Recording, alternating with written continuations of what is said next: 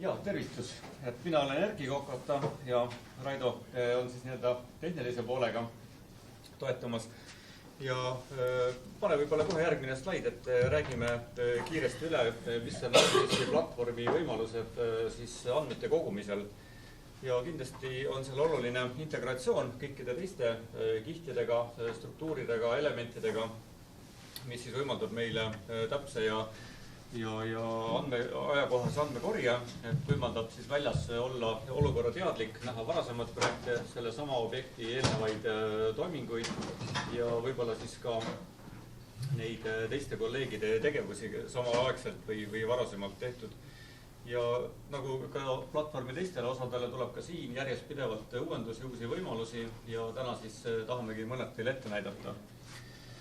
Ja andmete kogumiseks on 3 peamist rakendust, on Quick Capture, ArcGIS Survey ja Field Maps ja panin sellise meeleoluka pildi ka siia, et ei tulgustada, et see sobib ka kindlasti kõige väiksematele, ei maksa neid alahinnata. Ja Quick Capture'il on siis võimalik häälestada neid nuppe kasutajagruppide jaoks sobivalt, aga see ei tähenda nüüd seda, et ta võikski olla selline kooliõpilaste äpp, et kaugeltki mitte, et praegu samal ajal teises saalis käib jutt tänavavaate piltidest ja ordineeritud piltidest. On siis Oriented Imagery, mis võimaldab telefoniga tehtud piltidest võtta kaamera andmed kaasa, nurgad, laiused, suunalisus ja kõik see anda pildiga kaasa. Ehk siis Oriented Imagery, mida ma olen varjunud kasutama siis ArcGIS Pro tarkvaras, on olemas ka Quick Capture'is. Ja siis nagu lubadustest on näha, et tasapisi on tulemas ka teistesse väliäppidesse. Ja kindlasti tahaks veel rõhutada, et nagu Quick Capture'is ka kõikidel teistel, siis Field Mapsil ja Survey'l on võimalik panna juurde Trimble täppis GPS ja näiteks katalüsti teenus, mis võimaldab meil 1 sentimeetri täpsusega mõõdistamist selle sama mobiiltelefoniga ja suhteliselt odava hinnaga. Nii, aga edasi liikudes ArcGIS Survey 123, kes eile kuulasid tähelepanelikult Piret Karu ettekannet, siis neid võimalusi pakume ka nii-öelda kooliõpilastele, et nad saavad ise need vormid luua ja selle vormi üks peamine eelis on see, et me saame seda jagada ka kõikidele, kellel ei ole ArcGISiga mingit kokkupuudet olnud.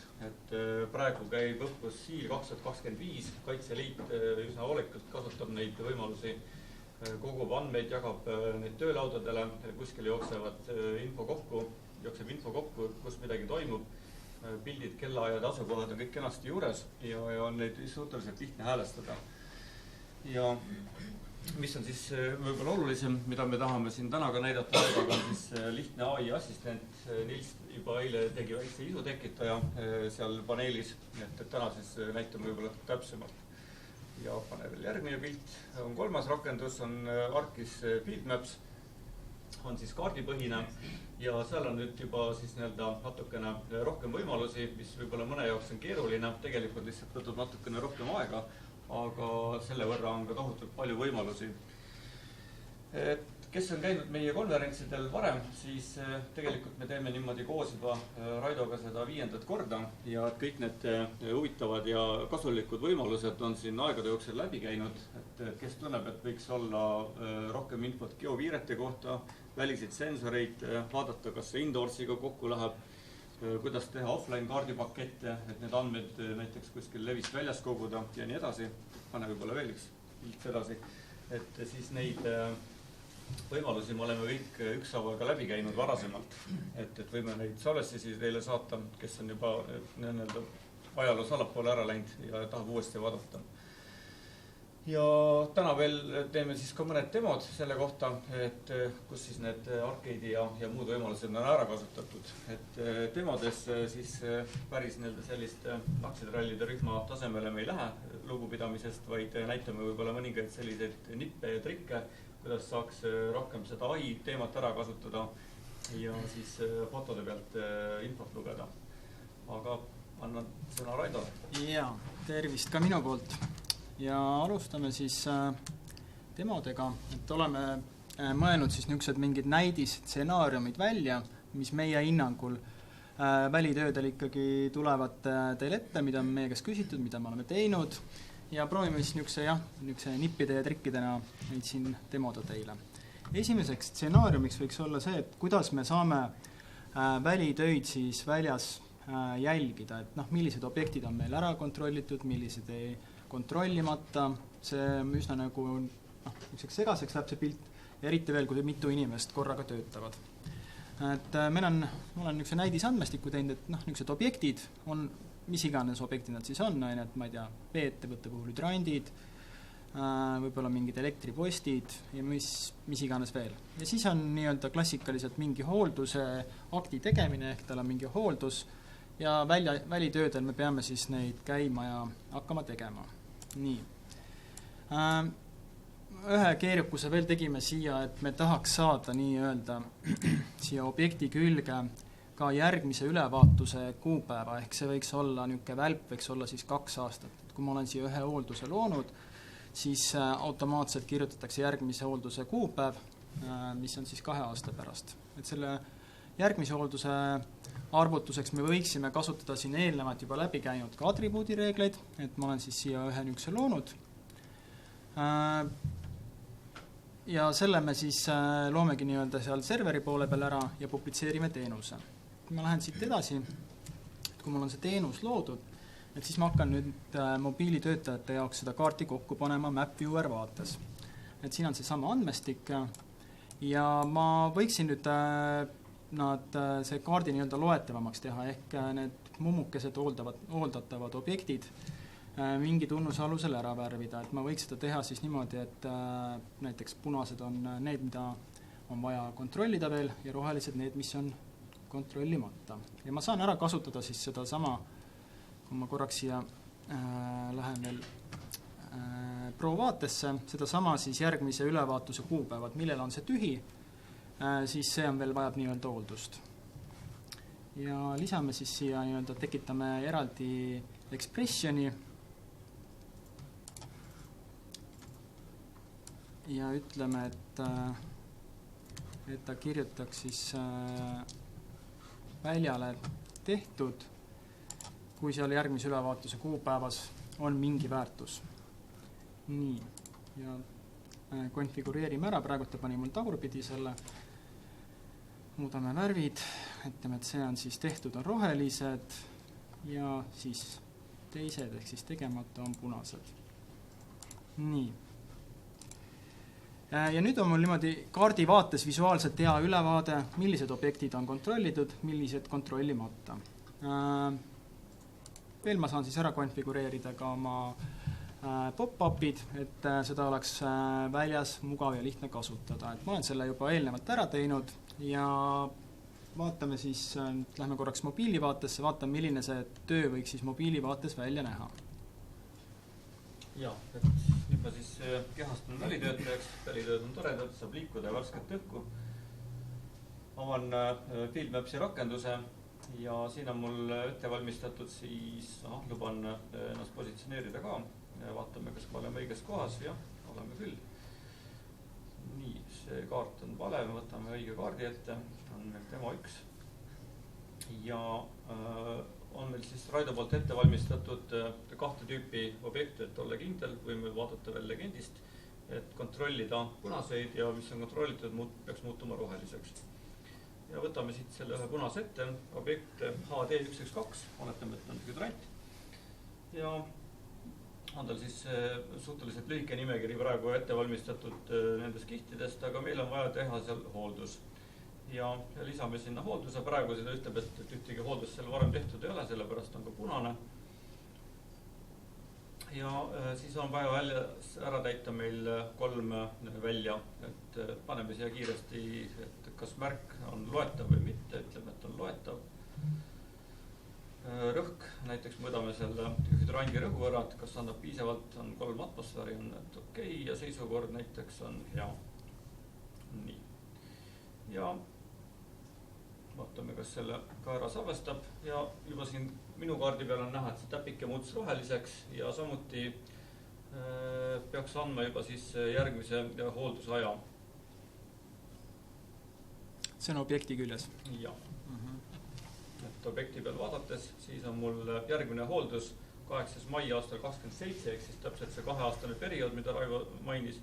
ja oli siis juurde mainitud ka, et nüüd on seal üks hooldus juba varem ära tehtud, ehk siis tänase kuupäevaga. Lähme siis edasi, et niisugune lihtne, aga kasulik nipike siis, kuidas välitöid võib-olla lihtsamini hallata. Nüüd teine stsenaarium. Meil tegelikult mõte oli, et täpselt sama see stsenaarium, aga me nüüd väljas soovime neid andmeid koguda natuke teistmoodi. Ehk me võiksime seda teha survey vormiga. Alustame siit siis uue survey vormi tegemist. Me soovime täpselt samasuguseid andmeid koguda, aga võib-olla meil on niisugune objekt, kus meil on raske neid sisendandmeid sisse trükkida, et me tahaksime anda need sisendandmed häälkäsklustega. Ehk me tahame lihtsalt rääkida sinna sisse, öelda, mis on defektid, kas need on või ei ole, ja selleks kasutame siis survey vormi. Nii, anname audio sisendi, ütleme, et mingi leebi talle, et andmed ja siis lisame järgmised väärtused. Ütleme, et siia ma tahan saada hüdrandi number ja ütleme, et ta siis võtaks selle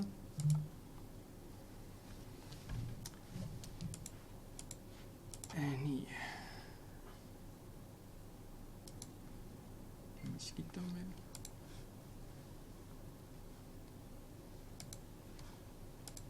Me võiks seda öelda, et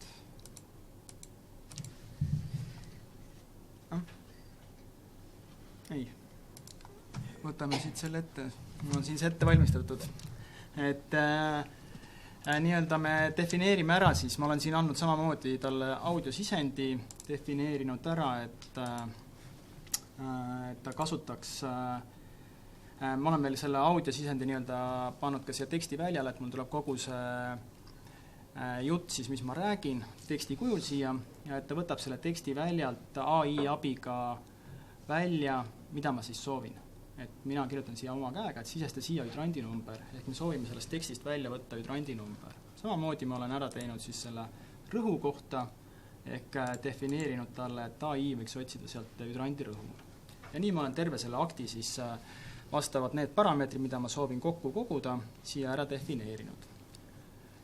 Võiksime veel ka selle hüdrandi nii-öelda lisada siis siia pop-up aknasse sellisel kujul, et me saame seda algatada nii-öelda ühe nupu kaudu. Ehk me saame, mis ma tahan edasi näidata, on see, et me saame neid pop-up aknaid endale sobivalt kujundada, sinna uusi funktsionaalsusi luua. Selleks kasutame jällegi arcade'i.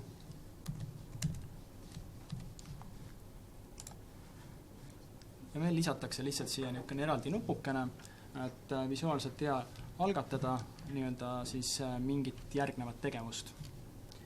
Nii, kui mul on need ettevalmistused kõik ära tehtud, siis publitseerime selle ja vaatame siis, kuidas ta väljas mobiilivaates toimib. Ja, et siia võib juurde mõelda veel ka näiteks rakendusega Workforce, kus me saame siis jooksvalt anda tööülesandeid, jagada ühelt välitöötajat teisele, kes näiteks on haigestunud ilma, et keegi peaks mingisuguseid e-maili lugema või kuskil veel hullem koha peal käima, et mida ma täna tegema pean. Et see kõik jookseb kenasti siia, et selle kohta on ka varasemad videod olemas. Ja avan uuesti selle kaardirakenduse, luban jälle ennast positsioneerida ja seekord valin siis teise demo, milleks on demo 2. Nägite, ma võtsin Feedmapsi rakenduse lahti, olen õiges kohas ja nüüd vaataks et samu hüdrantse ja tahan hakata siis lisama siia ülevaadet, ehk siis nii-öelda sellist ülevaatusakti, aga nagu siin näha on ka maikuus võib täitsa vabalt lund sadada, et võib-olla tahaks kindlaid käes hoida, et siis proovin siis häälega sisestada neid ette antud väljasid. Et lisaülesanne ja katsetuse mõttes ütlen võib-olla natuke pikemaid numbreid, vaatan, kas ta eesti keeles ära tunneb, et mitte lihtsalt 1 või 2, et ütleme, seal mingid tuhandesed ka ette. Ja siis teisi asju veel, et siis kõigepealt tuleb see mikrofon nupp sisse lülitada ja siis ta pärast sellest failist loeb vajaliku info välja, et proovime, kuidas see toimib. Nii, luban mikrofonile ligi. Hüdrandi number 2025, rõhk 3, seisukord hea, märkused, eesriipäevad. panen mikrofoni kinni, ülejäänud juttu pole sinna vaja. Nüüd ta siis natukene kalkuleerib seda ja vaatame, et ilusti tuli 2025, rõhk 3, seisukord hea, märkused esripäevad, et sai hakkama. Ja salvestan selle ära ka, siis läheb ta kohe otsa andmebaasi ja saab hakata sealt edasi juba tabelitöötluse ja muid asju tegema. Ja, et sellega me tahame näidata seda, et AI abiga on nagu hästi lihtne niisuguseid uusi funktsionaalsusi enda andmekorjesse juurde lisada. Aga lähme edasi AI-ga, et proovime veel neid teisi võimalusi ka, et mis me suutsime siin välja mõelda, et kus ta võiks nii-öelda abiks olla. Ühe niisuguse täitsa elust enesest, et mina näiteks pean oma veenäite käsitsi edastama, ehk ma lähen teen tavaliselt loendurist pildi, siis kirjutan e-maili veenäidu, saadan selle vee-ettevõttele, ilmselt ka tema siis sealt kas copy-paste'ib või kirjutab selle kuskile siis oma infosüsteemi edasi ja sealt pealt siis genereeritakse arve. Aga see võiks olla näiteks hästi lihtne lahendus see, et vee-ettevõte saadab niisuguse vormi mulle, et ma olen niisuguse vormi loonud, et ma olen siia lisanud siis nii-öelda pildi sisendi ja kasutame jällegi AI abi, et küsida temalt selle pildi pealt, et palun lae loenduri väärtus kokku. Et ta siia näidu siis lahtrisse selle teeks. Ja niimoodi ta tuleks siis nii-öelda masinloetaval kujul kohe ja minu elu oleks niimoodi lihtsam, et ma lähen lihtsalt teen siis sellest näidikust nii-öelda pildi. Ja ma olen siis, selle ma saan siis välja jagada kas mingi e-maili, mis iganes infosüsteemi kaudu. Nii, ja Erki näitab siis, kuidas see toimib.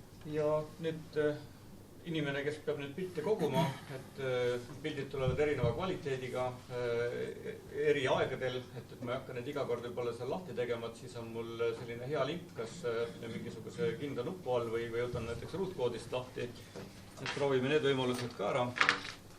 Ja see siis jällegi ei eelda, et mul peaks olema ArcGIS-i kasutajakonto, et võib seda mõnele kolleegile panna.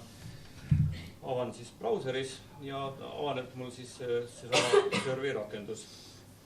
Ja nüüd tahaks otsida siit majast kiiresti ühe veemõõdiku, et seda pilti sinna teha. Seda mul kahjuks ei ole, ma olen selle varem ära teinud. Ja lähen otsin siis galeriist ühe ilusa veemõõtja pildi. Nii, panin ta sisse, natukene ta nüüd töötleb seda ja peab leidma siis selle näidiku. Ja vaatame, mis see seal pildi pealt tuvastab, ütleb, et 00481. Nüüd võin selle ära saata. Aga et vaadata, mis asi see ka tegelikult on, siis näitan oma galeriis seda pilti, mis mulle saadeti ikka natuke suuremana, et siis teile tõestuseks, et jah, see tulen nüüd lahti, vabandust, ei taha jagada, et veemõõdiku näitu on 00481, et päris kenasti luges välja, et just selle koha, mida meil vaja oli. Kui see number nüüd poolikult sinna jääb? Vaat siin nüüd ongi, et ma loodan, et mitte keegi meist ei ole koolikiusaja, aga kutsun neid üles kiusama AI-d, et talle see meeldib, ta isegi vabandab, kui ta millegagi hakkama ei saa. Ja tehes igasuguseid pilte erinevatest olukordadest, kus on näiteks peegeldused, poolikud numbrid, see kõik tegelikult arendab teda, et kui te seda hakkate kasutama, siis pange ta proovile. Et just nimelt need poolikud numbrid ja mis iganes ära kulunud ja kraabitud pildid, kehvasti loetavad, see kõik tegelikult tuleb asjale kasuks. Ja. See on ju peale koma kohtale teise värgiga need numbrid. Näiteks. Jah, et eks see on selline universaalne nii-öelda AI mudel, et niisuguste spetsiifiliste funktsionaalsustele siis tuleb nagu eraldi õpetada ja ta on nii-öelda laiatarbe mudel. Aga seal vormil oli ka selles mõttes, et ta on nii-öelda nagu eile ettekandes öeldi ka, et ega AI kõiki asju ei tee, et see täpsus ei ole kindlasti 100% kunagi, et ta on nagu abiks, aga sa saad ise nii-öelda ka seda pärast näitu muuta. Nii, aga lähme siis järgmise demo juurde, et selleks meie siis mõtlesime niisugused stsenaariume välja, et need elektritõukerattad on hästi mugavad, abiks, aga jube tüütud, kui need on kuskil valesti pargitud. Et mõtlesime, et me võiks nii-öelda kohalik omavalitsus koguda siis informatsiooni, et siis valesti pargitud tõukerataste kohta. Seda siis oleks ka niisugune mugav teha tegelikult survey vormi kaudu. Alustame siis uue vormi tegemist ja anname talle ette, kopin siia korraks teksti, et mida me soovime saada. Et me soovime siis koostada niisuguse valesti pargitud elektritõukerataste teatamise vormi. Ma olen siia defineerinud mingid parameetrid, mida me sooviksime teada ja võiksime siis kasutada nii-öelda AI abi, et seda vormi koostada. Ma ei taha ise neid välju siia nii-öelda tekitada, ma lihtsalt annan talle nii-öelda kirjalikus vormis selle sisendi.